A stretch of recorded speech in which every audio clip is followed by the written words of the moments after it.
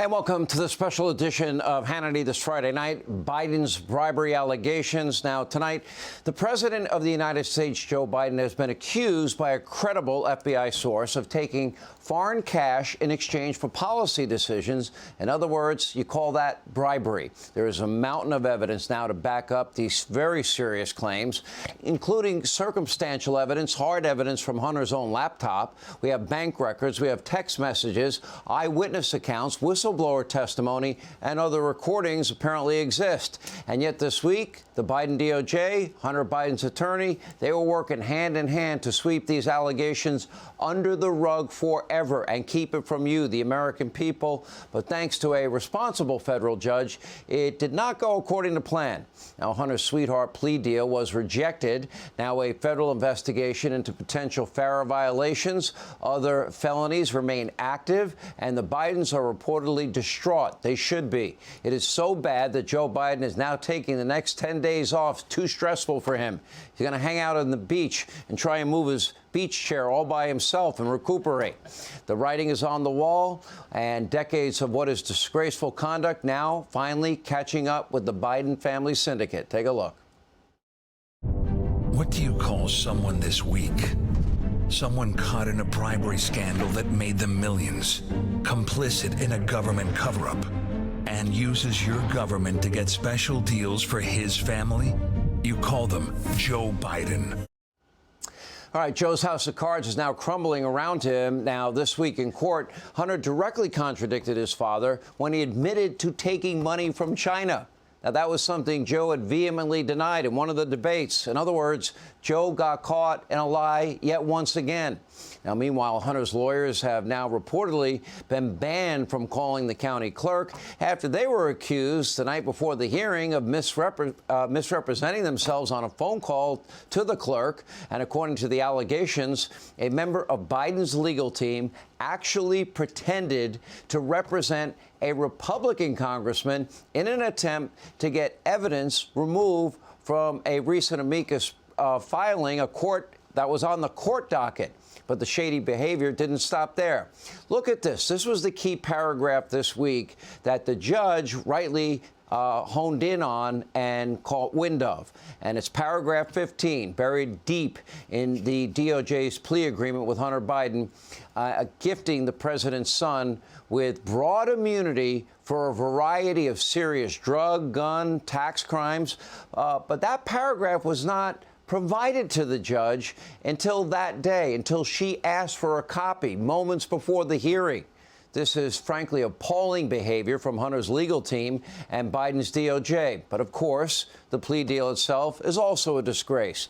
What, 2 misdemeanor tax violations, a deferred gun charge after years of selling access to corrupt foreign nationals. They weren't paying for the crack addict Hunter Biden's vast experience at any of the deals that he was doing. He didn't pay his taxes. He was writing off sex club memberships and payments to prostitutes on his taxes, and smoking mountains of crack cocaine, lying on a gun application, brandishing that gun illegally before losing it in a dumpster across from a high school. Thank God a good Samaritan found it and handed it over to the police.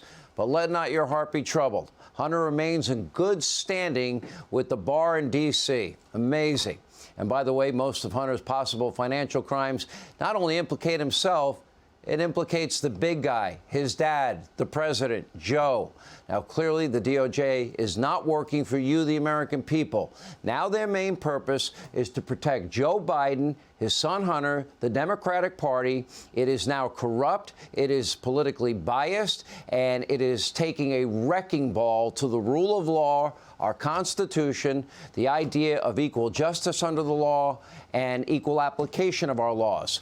Look at this brand new op-ed in the Wall Street Journal. IRS whistleblower, by the way, a Democrat, Joseph Ziegler, is calling on the Attorney General, Merrick Garland, to now appoint a special counsel to oversee this Hunter Biden criminal probe because, quote, sweetheart deals shouldn't be handed out like candy. Now, sadly, that's likely not going to happen. Merrick Garland seems to believe that his job is to shield Joe Biden and his family, not uphold the U.S. Constitution. Now, this is more and more evidence of corruption is continuing to emerge against the entire Biden family. But most importantly, this really isn't the big Hunter Biden story anymore. This isn't the Jim Biden story or the Jill Biden story. This is about the president, Joe Biden. And on Monday, Hunter's longtime business partner, Devon Archer, he's set to testify before Congress. Now, Miranda Devine of the New York Post, great reporter, she is now telling us that Archer witnessed what are dozens of phone calls between Hunter Biden's foreign business partners, foreign nationals, where the big guy, Joe Biden, was looped into the meeting on a speakerphone. Why? To impress Hunter's clients and seal the deal.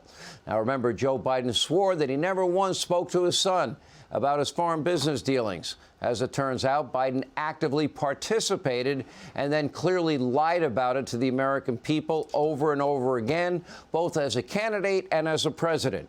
So again, this is not a story about private citizen Hunter Biden.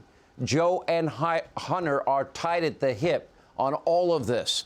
And according to my sources tonight, Hunter recently lived at the White House. He gets Secret Service detail. Look at that. He got a federal motorcade, as Miranda Devine points out. The Secret Service even rented a $30,000 a month house next to Hunter when he lived in Malibu, California. But Biden refuses to offer any Secret Service protection for Robert F. Kennedy Jr., who's, 20% in the polls, despite serious threats against him and prior assassinations of both his father and his uncle, then President JFK? So let's be clear here. Hunter is no ordinary private citizen, and this scandal is not about crack cocaine and the wild life of a crack addict. This is all about public corruption tied to Joe, the president of the United States, and a complicit Department of Justice. That's why these two committees, Jim Jordan's committee, the House Judiciary Committee, and James Comer's committee, the House Oversight Committee, these committees are working in tandem, looking at the Biden family syndicate and how the FBI and the DOJ have been politicized and weaponized and are being used to protect the whole family enterprise.